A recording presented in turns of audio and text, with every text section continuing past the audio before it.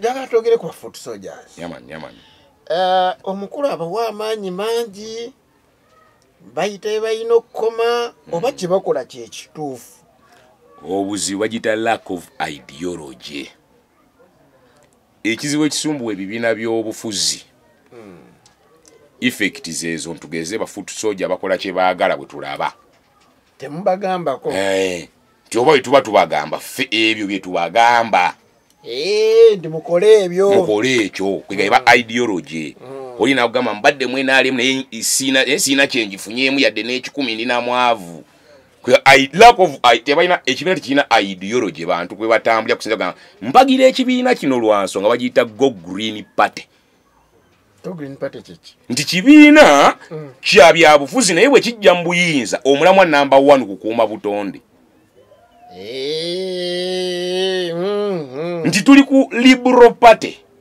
Bwe tutuuka mu buyinza ffe economy yaffe inabeera liberalized economy oba free market economy. Nti ffe tuli ba Conservative Party. Our ideology bwe tutuuka mu buyinza tugenda kuddayo ku nnono oba ku traditional bufuzi oba ku federal gwe n'otembeeta ekyo ti omuntu yeegatta ku kibiina kyo ng'ategedde n'omulamwa gw'ekibiina. Naye kati mu Uganda tetulina ideology, tulina ebintu bibiri. Ekisooka twekwasa kye bayita democracy. N'atamumanyi mu practicing neekwasa democracy yatuwanya democracy buli kibiina democratic simanyi gundi. For democracy simanyi good democracy. Ekyokubiri nga bwe tugambye wali nti ideology eno etusumwa tugamba tetuyina democracy twekwasa democracy. Ekyokubiri taano tuyingira mu bibiina nga tewali akukomako.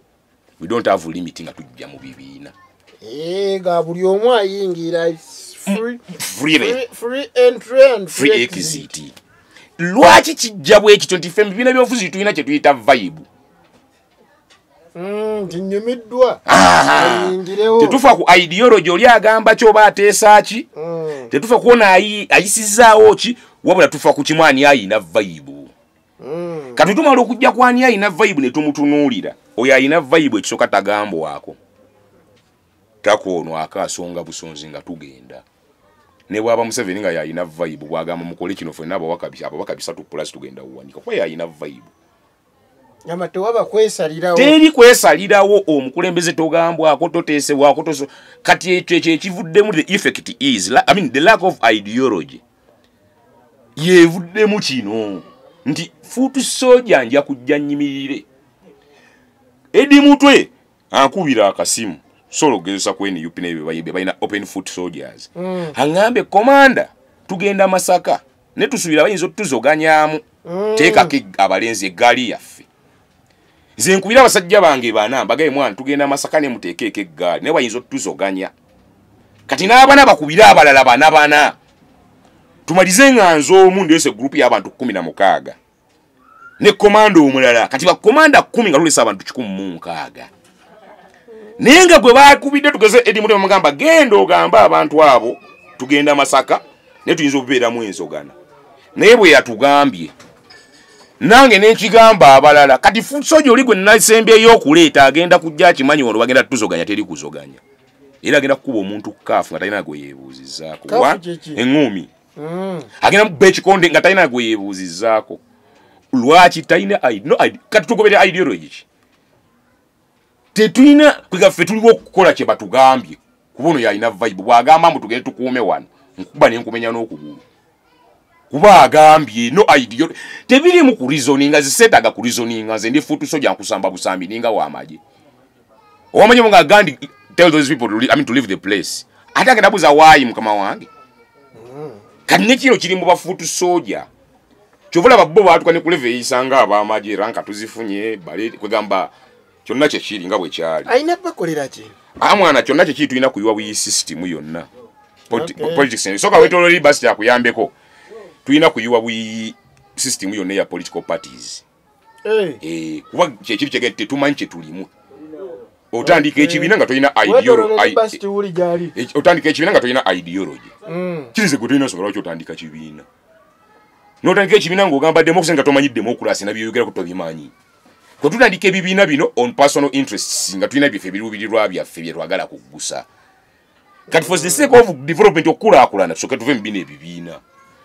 tuddeyo mu mbeere tuddeyo either mu kye bayita single party state ekibiina kiba kimu ekifuga eggwanga oba si ekyo mu mugendo Fiki naawe bwe tubanga tulina akakiiko akasunsula weesimbewo n'oli yeesimbewo akakiiko ako kasunsulibwa no bayiseemu kagende kakiiko akaddako bayiseemu tubawe byababakama byabakama ateeketeeka okulonda Kama tuve mu kino bino byakwebuzabuza tekiri abantu tebakimanyi. For instance singa mbeera nga mu America tugeze Biden nga president wa Democrat naafuna omukule naafuna minister we tugeze basayinize endagano oba Bungereza nga prime minister wa conservative naafuna wa Democrat namuwaayo ekifo mu government kyogamba abalidde mu kibiina ky'oluku neno bakolagana bulungi kati wano mawu bwasayininga endagano ne Museveni abalidde bwe busikye tugamba tetulina nebe tulimu tetubitegeera kwegamba lack of ideology ye effect y'abafuutu soja era kyeba eri Bungereza bakza wa America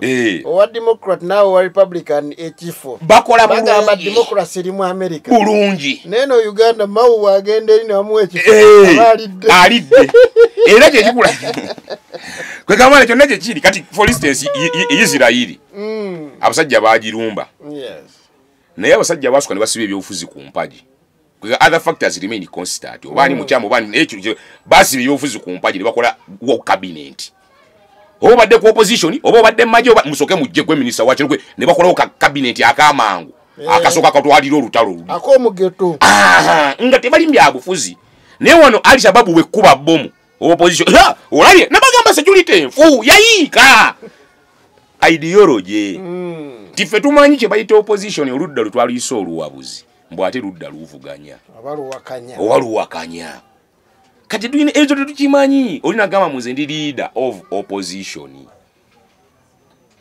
nakugira n'ekitabo mu constitution yekkiriza gwe n'oseeka nokale mwana laba this book constitution andi okusinzira ku constitution ng'ogyeko okusinzira ku constitution but is it bino byamulamwa bino butuyina akola n'amuvuganya tuyina ono n'omubbi n'oli politics what's that katemba nti multi party politics gwe tulimu tetumumanyi so kyotegeeza mu byonna yamna Uganda akutegeera indi Uganda yaffe n'okutereera mu byobufuzi tulina okuba n'omukulembeze naye nga waba alonda ba ministers ateekamo owa DP owa NRM owa FDC owa UPC so nakola omugeto ate bannayuganda ne batabalaba nga abalidde bwe kirina okuba awo gavumenti eba etambula ebejja ttambula naye maamo the other day the way FDC ndozo baye nabosa sebugwawe basirabidde bwagenda n'afuka minisita oyo tumukuba mbu yalidde nakiwala kiyingi tujja mukuba beti kamya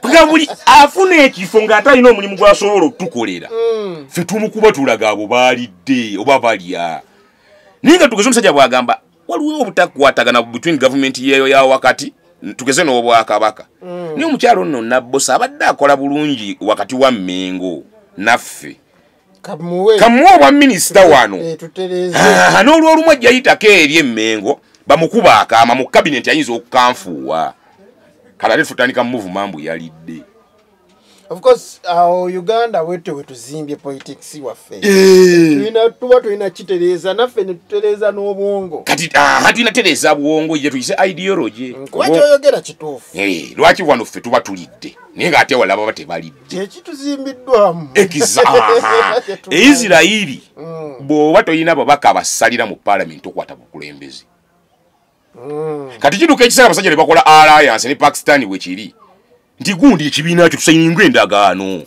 bwe nkwata ngenda fuuka president nja kuwa minisita bwe bati ne bakkiriziganya ne batuuka mawu n'agisayininga wano bamutta yalidde naye ng'ate mwanattu ekyo kituyamba okwongera abantu sembera ku keeki y'eggwanga ate n'okuleeta ebirowoozo bibadde eno ne bijja byeyibiyingira ate okukola ne gavumenti ekizamba olimu eyo gavumenti osobola obeera ebbali Museveni yali mu UPC obotewa naye yali wa UPC bagambye